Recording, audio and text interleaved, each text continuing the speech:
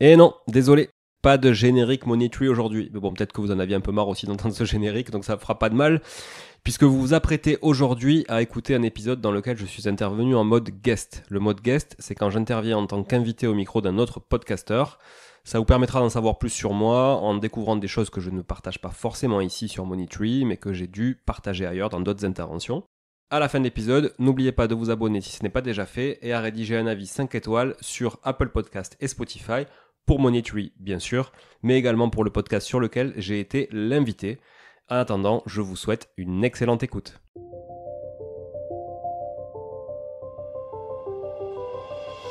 Hello et bienvenue sur le podcast des entrepreneurs neuroatypiques. T'as osé te lancer malgré tes différences, mais t'as l'impression de pas savoir comment avancer pour développer ton business. T'es peut-être même tombé dans le piège de bosser tout le temps, sans relâche, mais tu t'essouffles sans voir de vrais résultats et ça te démotive. Aujourd'hui, je suis là pour te rappeler quelque chose de fondamental. Ton business devrait être au service de ta vie et non pas l'inverse. C'est possible d'avoir un business prospère, aligné à tes valeurs, qui te fait kiffer et sans devoir y laisser ta santé mentale et ta vie sociale. Moi, c'est Amy. Entrepreneur HPI et multipotentiel depuis 2019, j'ai longtemps vécu en mode caméléon, à adapter ma personnalité pour rentrer dans le moule. Aujourd'hui, j'utilise mon parcours atypique comme force pour aider les solopreneurs à gérer leur business au quotidien de façon simple et efficace pour qu'ils soient au service de leur vie de rêve. Je suis convaincue que comprendre ton fonctionnement est la clé pour réussir. C'est pour ça que je te donne rendez-vous 2 fois par mois pour discuter neuroatypie, santé mentale et entrepreneuriat. Le but, c'est de mieux te connaître et te comprendre pour alléger ton quotidien et te rendre compte que tu n'es pas seul dans ton introspection. Bonne écoute! Je suis ravie de t'accueillir sur le podcast. Merci beaucoup pour ton accueil. Je voulais, le classique, que tu commences par te présenter rapidement pour qu'on sache qui t'es, du coup, ce que tu fais, même si c'est une question un peu difficile quand on fait plein de choses. Bien sûr. Donc, je m'appelle Julien Calamode, j'ai 39 ans. Rapidement, je suis né à Toulouse. J'ai fait mes études à Montréal, au Canada, pendant 5 ans là-bas. J'ai fait sciences politiques. Quand je suis rentré en France, j'ai absolument pas bossé dans la politique, mais plutôt dans l'e-commerce, qui n'a absolument rien à voir avec la politique. Et puis, j'ai développé pas mal d'activités e-commerce, pas mal de business aussi, à peu près une quinzaine de sociétés que j'ai montées, que j'ai crashées, que j'ai revendues ou que j'ai arrêtées aussi, et pas mal de projets morts dans l'œuf. Voilà, je suis papa d'un petit garçon qui a 14 ans et beau papa de deux belles filles qui ont 24 et 21 ans, puisque ma femme a 11 ans de plus que moi, donc ça aide aussi à gagner en maturité plus rapidement. Et voilà, et aujourd'hui, j'ai plusieurs activités, notamment dans le domaine de l'immobilier et de la création de contenu. Voilà, Ok, c'est bah très merci du rapide. coup. Justement, on va revenir un peu sur certaines choses. Tu t'es décrit dans les messages que tu m'as envoyés comme, je cite du coup, une personne qui a 1000 vies. Mm. Et justement, donc tu en as un petit peu parlé dans ton message quand tu m'as contacté pour tourner l'épisode. Tu m'as écrit, donc je cite encore, j'ai vécu au Canada, monté pas mal de boîtes, craché la plupart d'entre elles, géré des équipes, fait partie de comités de direction, écrit un bouquin, etc. Mm. Alors, est-ce que tu le vois comme un fléau, entre guillemets, le fait d'avoir fait toutes ces choses, de faire toutes ces choses? Comment tu te sens par rapport à tout ça? Alors, c'est une bonne question. Un fléau, c'est un mot que j'avais jamais mis à côté de tout ça, mais je le vois comme un fléau pour les autres et principalement l'entourage ou les gens avec qui tu peux être amené à collaborer. C'est vraiment un fléau pour eux. Et ça, je le vois depuis que dans mon parcours, justement, je me suis fait un peu coacher de manière professionnelle. Et du coup, ça m'a ouvert les yeux sur pas mal de choses. J'ai fait un bilan psychologique, un test Vice, etc. Et c'est ça qui m'a ouvert les yeux sur le fait que finalement, c'était moi qui étais un peu qui n'était pas du tout dans la normalité, qui était plutôt le marginal de la bande et qui devait moi-même m'adapter finalement et faire en sorte de m'adapter pour travailler avec, tu vois, dans cet environnement, tous les gens, finalement, avec qui je pouvais travailler. Alors que moi, jusqu'à présent, enfin, jusqu'à ce moment-là, j'avais une trentaine d'années, J'essayais toujours de finalement de faire s'adapter le monde, on va dire, grosso modo, à ce que j'étais et à ce que j'avais envie de faire moi, tu vois. Et je trouvais, et je me disais souvent, mais je comprends pas, les gens, ils sont pas normaux, pourquoi ils pensent comme ça, pourquoi ils réfléchissent comme ça, pourquoi, en fait, ils comprennent pas ce que je raconte. Et tu vois, et alors qu'en fait, c'était juste moi qui devais m'adapter. Voilà. Et ça, c'est vrai que c'était difficile. Donc, Fléau, je sais pas, je l'ai jamais trop mal vécu. Ce qui est sûr, c'est que je le vis quand même beaucoup mieux depuis ce moment-là, qui était un peu charnière dans ma vie, autour d'une trentaine d'années. Voilà, mais après, c'est vrai que oui, j'ai beaucoup, beaucoup, beaucoup de choses en tête. Je me couche avec des idées, je me lève avec des idées, je me réveille la nuit avec des idées. Et en fait, comme j'aime les appliquer et j'aime créer, c'est vrai que c'est difficile à gérer, même pour moi de temps en temps. Est-ce que, donc tu disais que t'as pas eu l'impression de toi ressentir ça au début, est-ce que les autres t'ont fait te sentir justement ce côté fléau? Est-ce que on a pu te dire souvent ce qui revient, par exemple moi ce qui revient souvent pour moi c'est qu'on me trouve instable, on parle toujours du fait que j'ai des lubies entre guillemets. Quand je parle de nouveaux projets, de nouvelles idées, on me dit bon ben oui c'est sa passion du moment, ça va lui passer. Est-ce que justement, tu as pu avoir des remarques comme ça des autres qui, là, t'ont fait prendre conscience un peu que bah, tu fonctionnais pas pareil qu'eux? Ouais, les lubies, c'est un bon terme, effectivement. Passion, je trouve que le mot est plus noble. Mais tu vois, en tout cas, quand nous, on ressent les choses, effectivement, je suis quelqu'un qui fonctionne par cycle. Et donc, je pense Mhm. qu'on est tous comme ça, autant toi que moi, que d'autres qui peuvent nous écouter, qui sont dans le même cas. On fonctionne par cycle et on a des cycles où on est surinvesti pendant une période donnée qui est épuisante hein, en soi pour nous, mais encore plus pour l'entourage, je pense, parce que nous, on a sûrement peut-être les capacités pour, tu vois, enfin, quand je dis nous, c'est ce genre de profil un peu atypique où on est capable de gérer 10 000 projets en même temps, etc. Mais ça peut être vite usant pour les autres. Et effectivement, comme on a tendance à abandonner assez vite, non pas, tu vois, par, je sais pas, parce qu'on n'y arrive pas ou quoi que ce soit, mais juste parce qu'on a envie d'un autre projet, envie d'autre chose, envie de nouveautés, etc. Enfin, en tout cas, moi, c'est mon cas. Bah, du coup, ça peut paraître comme des lubies pour les gens parce que c'est pas pérenne en fait.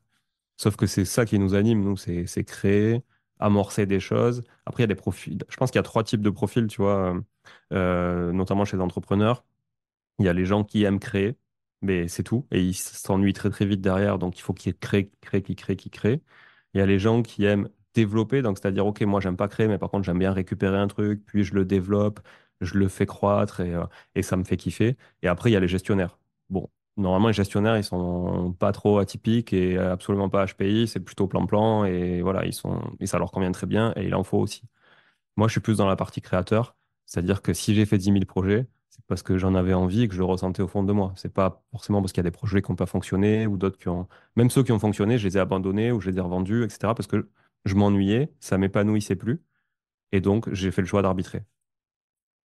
C'est vrai que je me retrouve beaucoup dans ce que tu dis dans cette période de cycle et aussi de... Je pense que de manière générale, les multipotentiels, puisqu'on parle clairement de multipotentialité là, sont dans la partie création quand on est entrepreneur. Parce que moi, c'est vrai que j'ai toujours ressenti ça et c'est quelque chose qui me frustre énormément.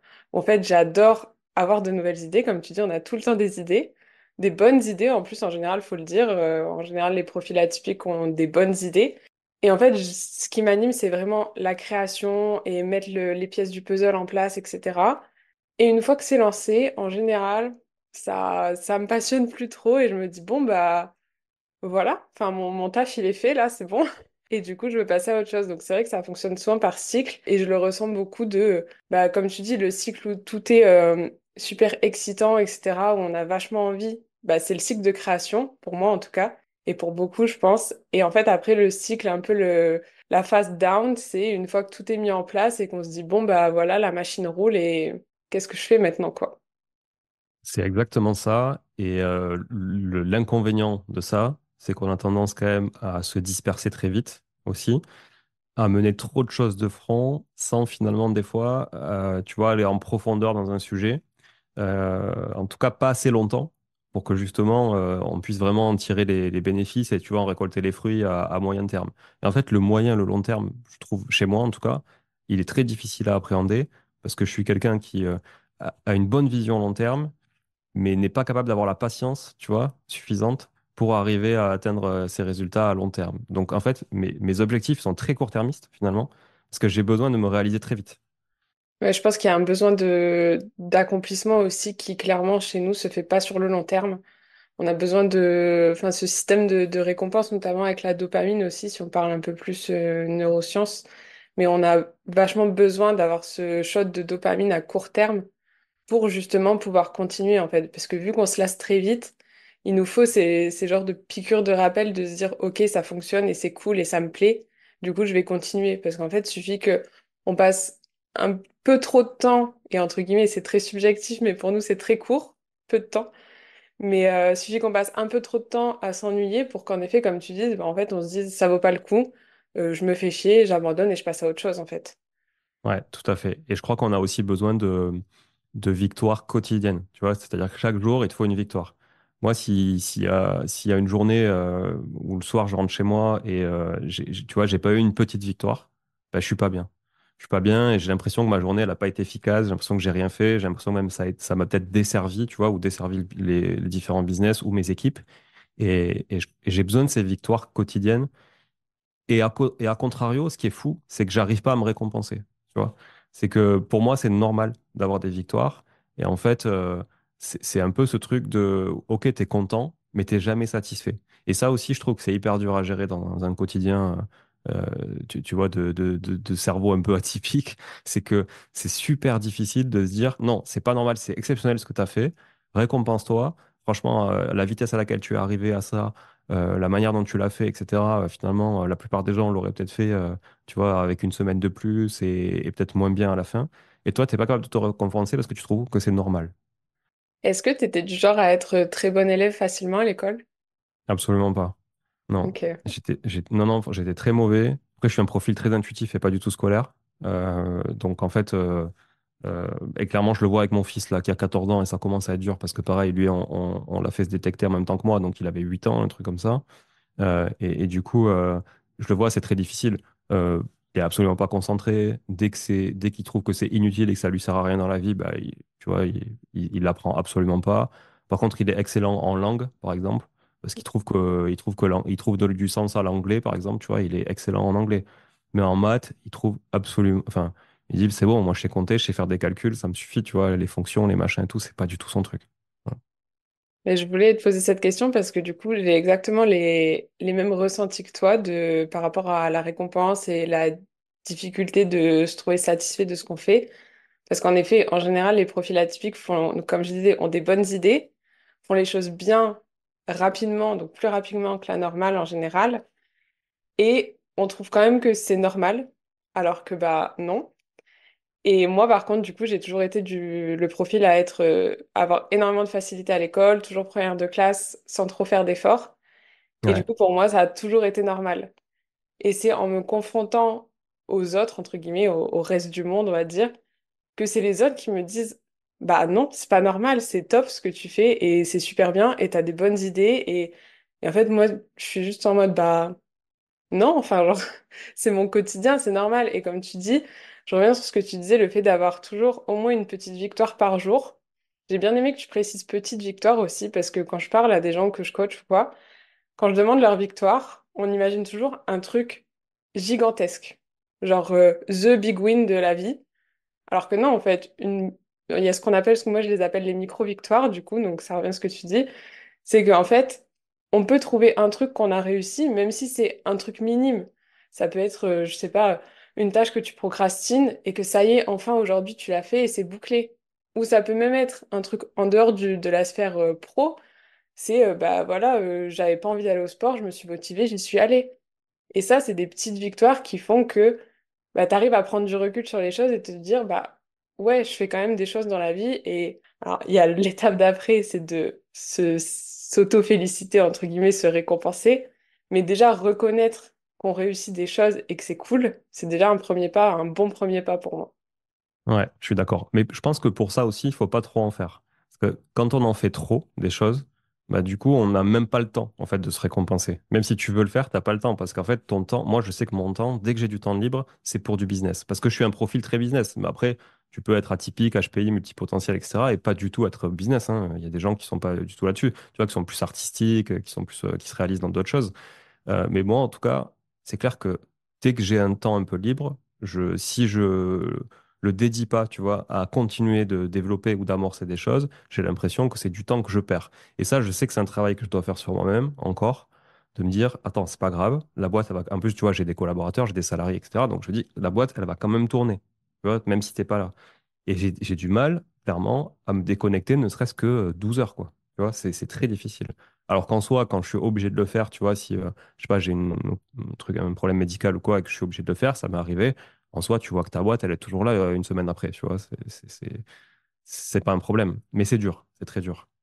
Est-ce que tu as déjà connu des burn-out ou sans aller jusque-là, de la surcharge mentale au point de te dire là, c'est pas possible. Même si j'ai pas envie, il faut que je déconnecte un minimum. Alors, je crois que j'ai la chance d'avoir toujours fait beaucoup de sport et de manière assez excessive d'ailleurs, c'est toujours pareil, quoi, c'est toujours un peu dans l'excès. Tu vois, en l'occurrence, j'ai fait beaucoup de triathlon. Donc le triathlon, c'est un sport hyper exigeant. Tu t'entraînes bah, autant qu'un coureur, autant qu'un nageur et autant qu'un cycliste. Donc 15 à 20 heures par semaine, ce qui est beaucoup de volume. Mais finalement, le temps, tu le trouves, hein. Tu te lèves une heure de plus tôt le matin, tu te couches une heure plus tard le soir, tu as déjà gagné 2 heures de sport dans dans la journée. Tu multiplies ça par 6 parce qu'il faut quand même un jour de repos. Bah, tu vois, ça va vite. Tu as trouvé 12 heures que tu n'avais pas la semaine d'avant, quoi. Donc, et en l'occurrence, ça m'a fait beaucoup de bien. Euh, Après, là, ça fait quelques années, 2, 3 ans, où j'ai vraiment réduit le sport parce que j'ai moins de temps et que j'ai des priorités cruciales sur le business. Et je le sens sur ma santé, plutôt physique que mentale. Tu vois? Bon, je crois que mon mental, il peut encaisser franchement vraiment beaucoup, beaucoup, beaucoup, beaucoup. Par contre, le physique, au bout d'un moment, il y a des limites physiologiques. Et c'est ça que je ressens plutôt. Tu vois, je pense qu'arriver à un certain âge aussi, ces limites-là, bah, tu leur tires plus facile dessus. Et du coup, tu le ressens plus. Je pense que jusqu'à 30, 35 ans, ça va, tu vois. Après, ça commence à vraiment tirer sur la corde. Ok. Mais c'est vrai que oui, que ce soit le sport ou comme tu disais, pour d'autres profils, s'il y a des profils pas sport, bah, tout ce qui est activité manuelle, artistique, etc., je pense que c'est important quand même de se garder du temps. Parce qu'au final, c'est les moments comme ça aussi, où même si on s'en rend pas compte sur le moment, c'est ça qui va aussi créer de nouvelles idées, qui va rebooster, etc. Moi, je sais que je suis quelqu'un un peu comme toi, j'ai énormément de mal à déconnecter et à prendre du temps pour moi, on va dire, parce que je suis très business. Ça m'a mené au burn-out il y a 2 ans et c'est là où j'ai commencé à faire le travail dont tu parlais de bah, c'est pas grave, en fait, la boîte, elle continue quand même de tourner. Et même sans avoir de salariés ou quoi, c'est pas une journée de repos qui va faire que tout va s'effondrer, tout ce que tu as monté avant. Mais tu vois, quand je vais au sport, encore maintenant, ben, quand je suis sur mon tapis de marche ou quoi, ben, j'ai mon téléphone et puis je regarde des formations ou je prends des notes pour des idées de contenu, etc.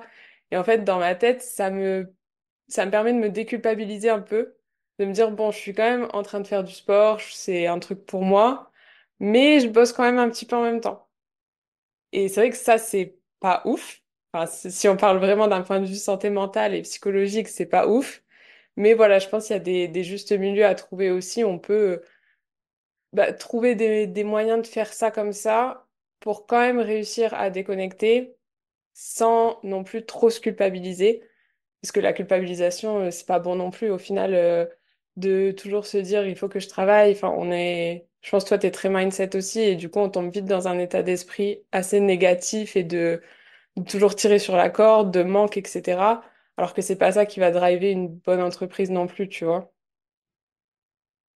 Et je suis d'accord. Et je trouve que ce qui est difficile aussi derrière de trouver, c'est l'équilibre, tu vois, en l'occurrence familial ou conjugal ou peu importe, tu vois, avec ta copine, ton copain, peu importe. Du coup, c'est, je trouve que c'est dur pour l'autre et c'est dur pour toi aussi parce que souvent tu te sens coupable, tu vois, de justement de pas arriver à faire cette déconnexion, de pas être vraiment dans la conversation et d'être un peu encore dans ton monde, dans ton truc, d'être au resto avec elle ou lui et de se dire, bah, en fait, t'es l'écoute à moitié, mais t'écoutes à moitié les conversations des tables d'à côté.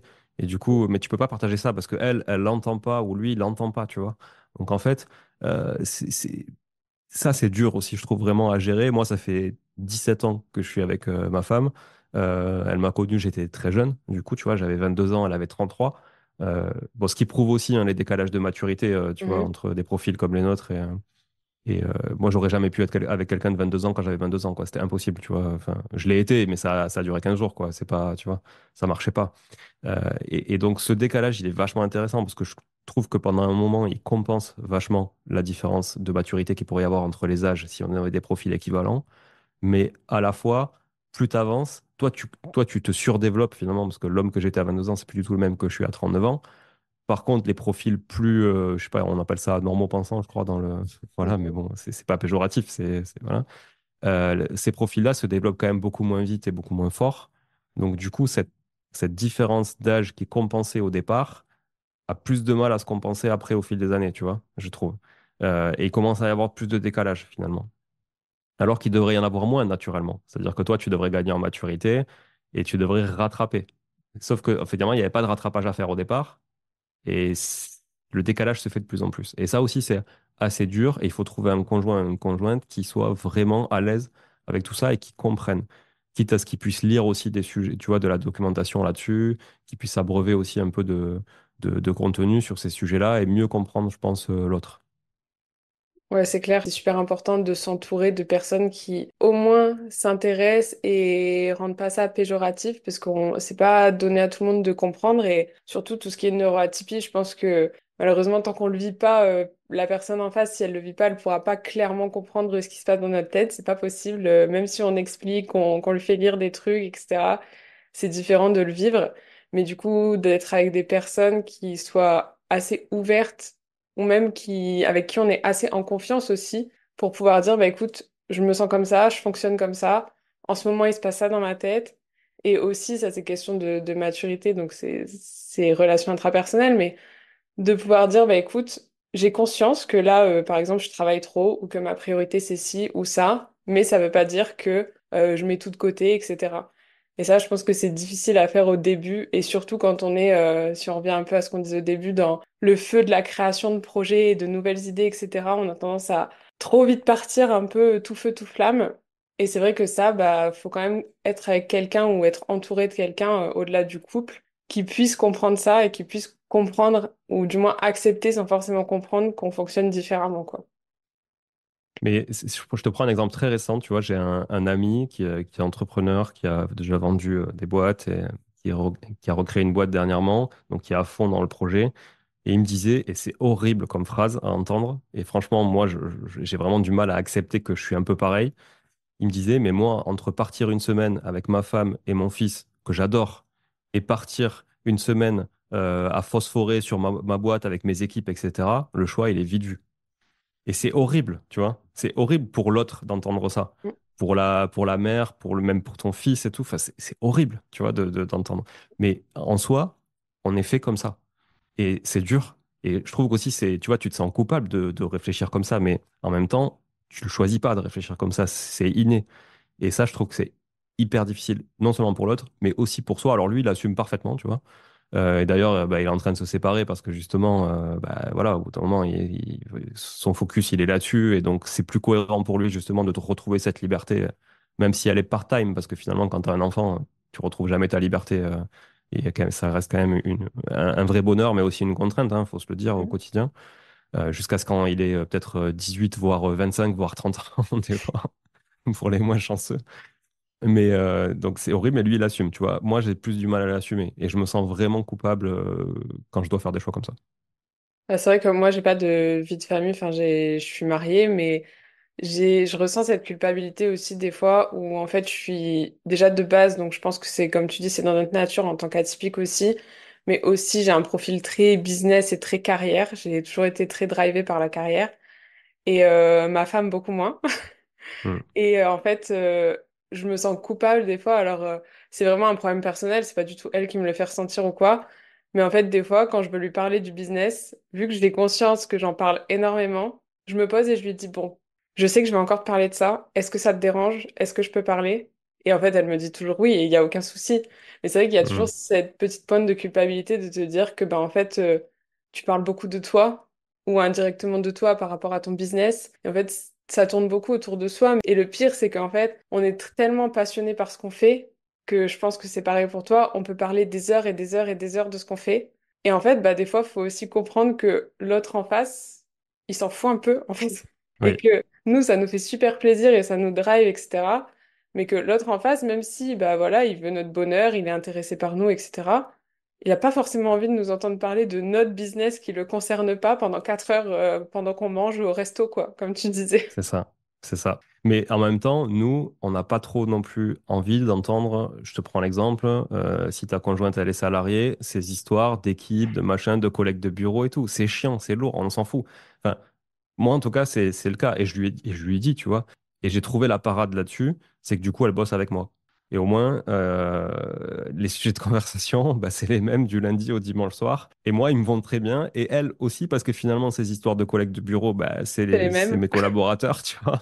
Et donc voilà, et ça fonctionne. Et on l'a déjà eu fait précédemment dans des business où on a eu un magasin de vélo ensemble. Et en fait, elle bossait au magasin avec moi et on avait chacun nos tâches et tout. Et c'était super. Et on n'a jamais été aussi soudés et liés, on va dire, amoureusement parlant, tu vois, en tant que couple, durant ces périodes-là. Plutôt que quand on était, parce que j'ai occupé effectivement des postes de direction, donc j'ai aussi été salarié dans ma vie, à peu près moitié-moitié.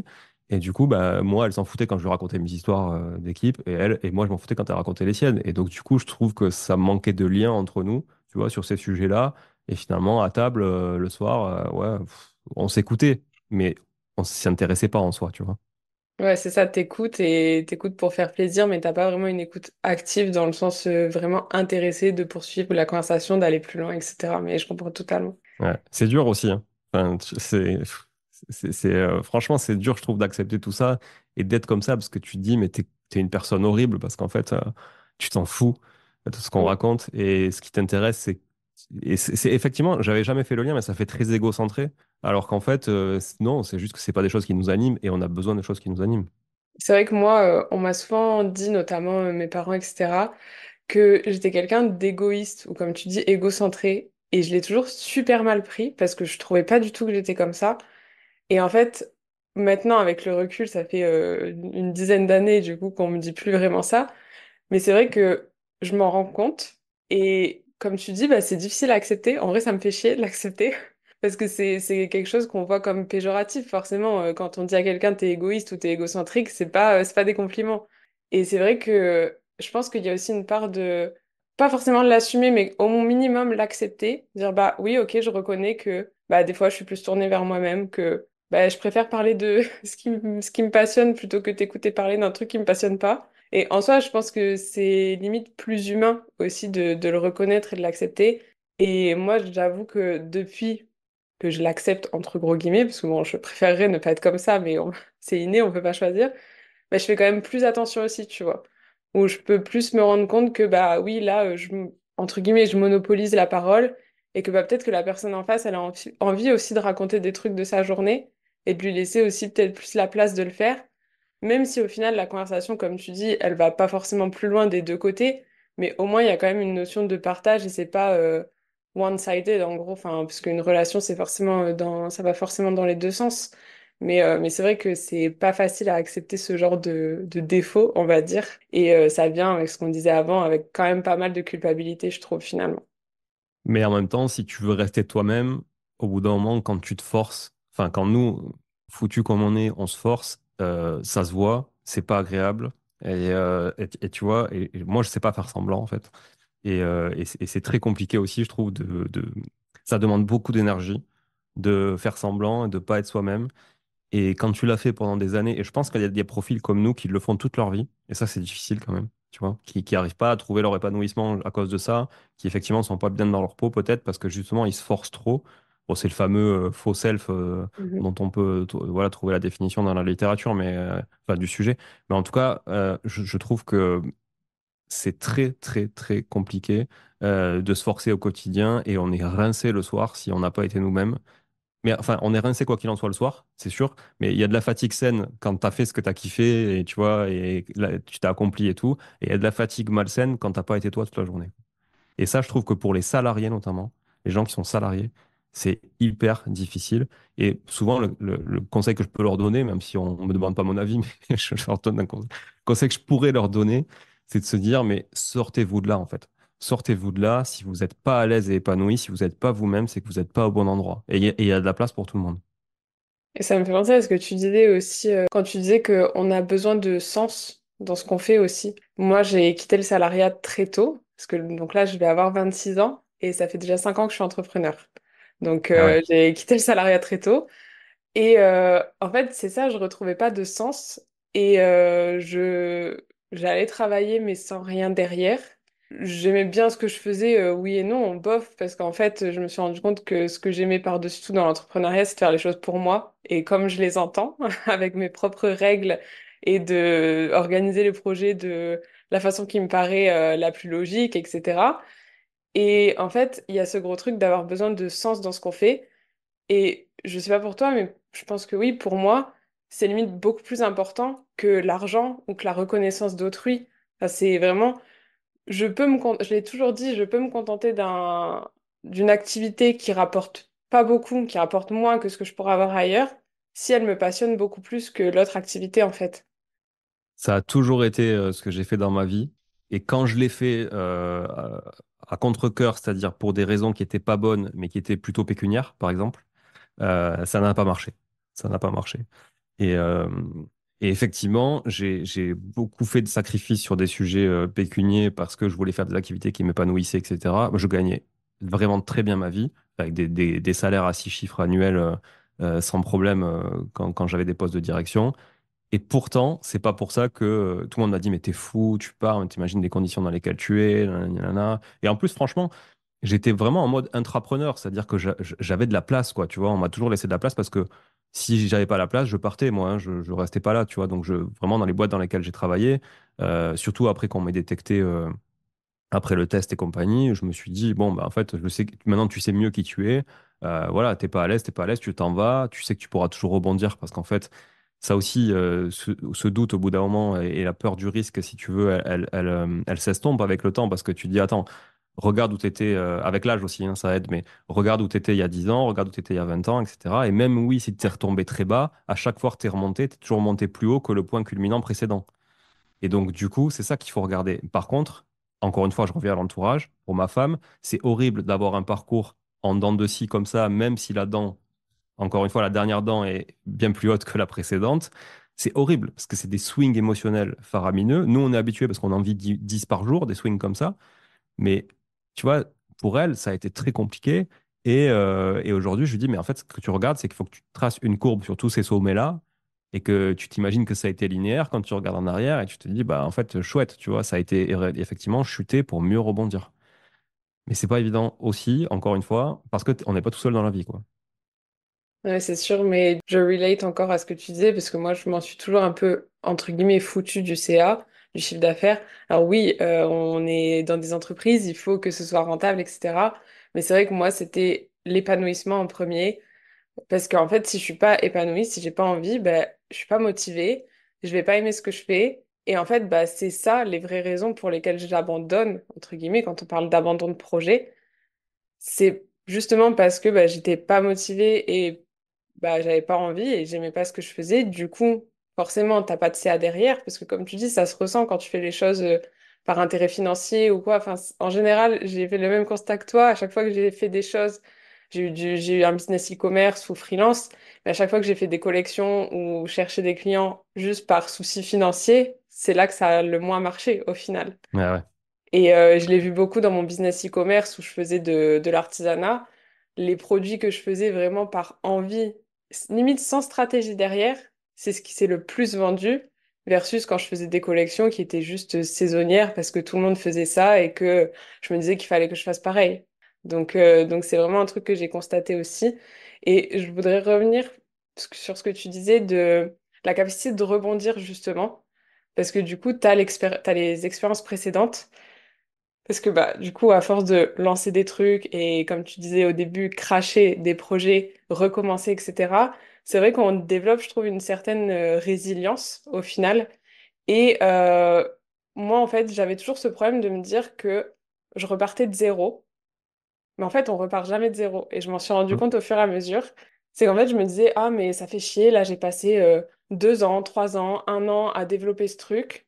Et je décide de l'arrêter, mais du coup, je repars de zéro. Faut que je remonte un truc et que je redéveloppe le contenu, la com, les produits, machin. Mais en fait, faut vraiment le conscientiser et le comprendre, on repart jamais de zéro parce qu'on a toujours les expériences précédentes. Et en fait, même dans l'optique, dans la pire optique où on repartirait vraiment de zéro, on va progresser, comme tu disais, beaucoup plus vite déjà que la moyenne, et beaucoup plus vite parce que bah, c'est déjà la quatrième, cinquième, sixième fois qu'on monte quelque chose en fait. Donc on a toutes les expériences et les connaissances acquises avec les projets d'avant. Et du coup, ça m'amène à ce que je voulais dire de comment rebondir, parce que souvent c'est la question qu'on me pose, c'est oui, mais j'ai abandonné des projets, c'est ce sentiment d'échec, comment je fais pour rebondir?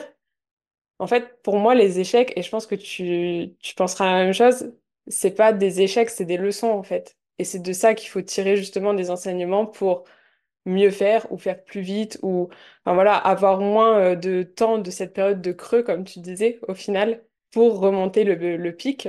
Mais du coup, comment toi, t'as rebondi après justement tous ces crashs de boîtes, d'entreprises, etc. Alors, ce qui est difficile, je te rejoins sur ce que tu dis d'ailleurs, effectivement, on repart jamais de zéro, mais il y a un point zéro duquel tu repars si tu te casses vraiment la gueule, et ça, tu n'y peux rien, c'est quand tu mets un euro derrière. Là, pour le coup, quand tu as tout perdu, bah oui, tu repars de zéro avec 0 euros, et ça t'a rien appris pour le coup, parce que bah, les euros, malheureusement, tu peux pas les inventer, quoi. Mais par contre, tu peux faire en sorte de tout récupérer plus vite, comme tu dis, du fait des apprentissages que tu as eus et des échecs qui ont été des apprentissages. Mais ça reste quand même des échecs au final, parce que bon, tu as voulu atteindre un objectif, tu n'y es pas arrivé, tu as échoué. Après, effectivement, il faut le transformer en apprentissage. Mais bon, voilà, quand tu fais une course et que tu n'arrives pas au bout de la ligne, bah, tu as échoué, quoi. Tu vois, t'as pas atteint ton objectif. Euh, Comment on fait pour rebondir? Moi, j'ai eu la chance, ou pas, je sais pas, en tout cas, de faire des projets totalement différents les uns des autres aussi des fois. C'est-à-dire que, comme je te le disais tout à l'heure, j'ai eu un magasin de vélo, j'ai eu des sites e-commerce dans plein, comme j'ai toujours bossé moi dans le digital à la base, dans plein de business différents. J'ai fait du business dans l'immobilier. J'ai un studio à podcast pour les créateurs de contenu en centre-ville de Toulouse. Enfin, tu vois, j'ai plein de business différents. Et je trouve que déjà, intellectuellement parlant, c'est hyper dynamique, tu vois, parce que du coup, ça te permet de toucher à plein de choses. Et je pense que peut-être que l'erreur à ne pas faire, c'est de s'entêter sur un business identique trop longtemps. C'est-à-dire, tu vois, ça n'a pas marché, je recommence, ça va marcher parce que, ok, et je recommence, et je recommence, et je recommence. Bon, si vous avez la chance d'être doté de multipotentialités, justement, etc., et d'être comme vous êtes, franchement, peu importe le secteur d'activité dans lequel vous êtes, vous réussirez, il n'y a pas de sujet. Et si vous réussissez pas, c'est peut-être parce que c'est justement pas le bon secteur, mais tant pis, il y en a d'autres pour vous. Euh, mais je crois qu'on peut absolument tout faire à partir du moment où on est certain de vouloir le faire. Et en tout cas, on en a la capacité intrinsèque. Après, c'est juste qu'il faut avoir la motivation dessus, la passion, comme tu dis. Je pense que c'est un énorme moteur pour des profils comme nous. Et avec ça, franchement, on peut déplacer des montagnes. Voilà. Par contre, il faut être sûr de nous. Et ça, c'est notre histoire. Ouais, ça c'est clair que surtout dans les profils atypiques, tout ce qui est confiance en soi, syndrome de l'imposteur, c'est vraiment des choses à travailler, mais ça pourrait faire l'objet d'un tout autre épisode de podcast, Mm, mm. clairement. Pour terminer, justement, je voulais te demander, ça rejoint un peu ce que tu viens de dire, mais si tu devais donner un seul conseil pour les solopreneurs qui peuvent écouter ce podcast, qui sont justement perdus, instables, comme on disait, démotivés, etc., qu'est-ce que tu leur dirais? J'aurais pu le préparer avant ça. Euh, Non, je suis assez spontané, mais là, en fait, pour en choisir un, c'est difficile, mais je vais essayer quand même. Je dirais juste exécuter, faites, et sans prendre en considération le regard des autres, parce que ça aussi, c'est un truc qui m'a vachement miné dans ma vie, c'est de faire pour les autres avant de faire pour soi. Donc, faites-le pour vous, croyez en ce que vous faites, mettez des œillères, ne regardez pas trop autour, ou en tout cas, prenez en considération ça, mais n'en faites pas des blocages. Voilà. Dites-vous que vous êtes différent des autres, donc il n'y a pas de raison que ce que vous racontent les autres, ce soit intéressant à prendre en compte. Ouais, je suis très d'accord et faire les choses pour soi, c'est ça qui va vraiment faire la différence, comme on disait, la passion et faire les choses qui nous animent. Parce que si ça vient pas de nous, ça fonctionnera pas, clairement. Non, clairement. Je mettrai tous tes réseaux sociaux dans la description de l'épisode. T'as un podcast Yes. aussi, donc je le mettrai parce que je pense qu'il peut être intéressant pour les entrepreneurs. Oui. Et du coup, je voulais te remercier pour ce podcast parce qu'on a parlé de plein de choses et je pense que c'est très intéressant aussi, plus du côté personnel de l'entrepreneuriat. Donc merci beaucoup d'avoir partagé toutes ces expériences de vie avec nous. C'était vraiment super enrichissant. Ben, merci de m'avoir donné l'occasion de le faire. Et puis, je suis très heureux d'avoir pu partager un peu mon expérience. Et surtout, je te souhaite plein de bonnes choses avec ton podcast et puis les différentes activités. Bah merci pareillement à toi aussi. Merci. Ciao. Ciao, ciao. Bon, si vous êtes là, c'est que vous avez écouté jusqu'au bout et a priori, l'épisode vous a plu.